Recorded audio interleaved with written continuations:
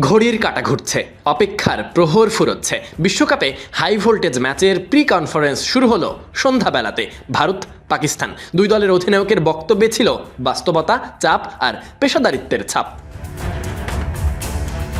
খেলা হবে না, ভেন্যু জটিলতা। ভারত পাকিস্তান মুখোমুখি হওয়া মানেই যেন ভিন্ন অস্থিরতা। তবে দুদল মাঠে নামলেই হ্যান্ডশেক প্রসঙ্গটা থাকে সব থেকে আলাদা। হ্যান্ডশেক প্রসঙ্গে এবারও ভারতের অধিনায়ক সূর্যকুমার যাদবকে প্রশ্ন করা হয়েছিল। তিনি বলেন, 24 ঘন্টা পরেই তো ম্যাচ, বেশি জরুরি কি? ম্যাচটা খেলি আমরা, হ্যান্ডশেক নিয়ে সাসপেন্স থাকুক। ভারতীয় অধিনায়কের কথা ছিল সংক্ষিপ্ত, তবে প্রচণ্ড অর্থবহ। এই মন্তব্যেই বোঝা গেল আপাতত সব মনোযোগ ম্যাচের দিকেই রাখতে চান ভারতীয় অধিনায়ক। মাঠের বাইরে আলোচনা নয়, মাঠের লড়াইটাই মুখ্য বিষয়।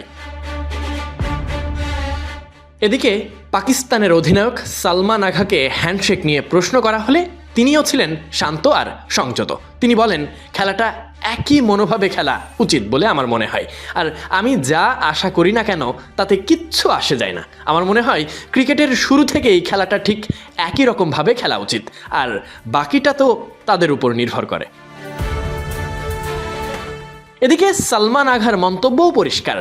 পাক অধিনায়ক ব্যক্তিগত প্রত্যাশার চেয়ে গুরুত্ব দিচ্ছেন খেলার মূল চেতনাকে। এরপর সাংবাদিকদের প্রশ্ন আসে, হাই ভোল্টেজ ম্যাচ ঘিরে চাপ কি বেশি আছে? ঘুমই কি উড়ে গেছে? এই প্রসঙ্গে সালমান আঘার উত্তর, জানি না বস, ঘুম হারাম হয়েছে কিনা, এমন কিছু হয়েছে কিনা, তবে আমার দাড়িতে কিছুটা পাক ধরেছে। আপাতত এতটুকু বলতে পারি, আপনি যখন অধিনায়ক, দায়িত্বটা বেশি। 250 কিংবা 260 মিলিয়ন মানুষের প্রতিনিধিত্ব করছেন আপনি, তাই দায়িত্ব থেকে পালানোর উপায় নেই, বলার সুযোগ নেই চাপ কাজ করছে না। চাপ থাকবেই, তবে সেই চাপ কিভাবে সামলাতে হয় সেই উপায় বের করতে হবে।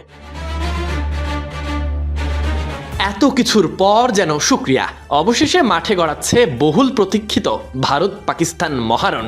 উত্তেজনার পারুত্তুঙ্গে, কাউন্টডাউন এখন শেষের পথে। ম্যাচের আগে প্রি ম্যাচ কনফারেন্সে দুই দলের অধিনায়কই জানিয়ে দিলেন নিজেদের অবস্থান। মাঠের ক্রিকেট তো বটে, এই সঙ্গে বার্তা দিয়ে রাখলেন মানসিক ব্যাপারটা। Sadiq Ahmed, Sunny, BD cric time.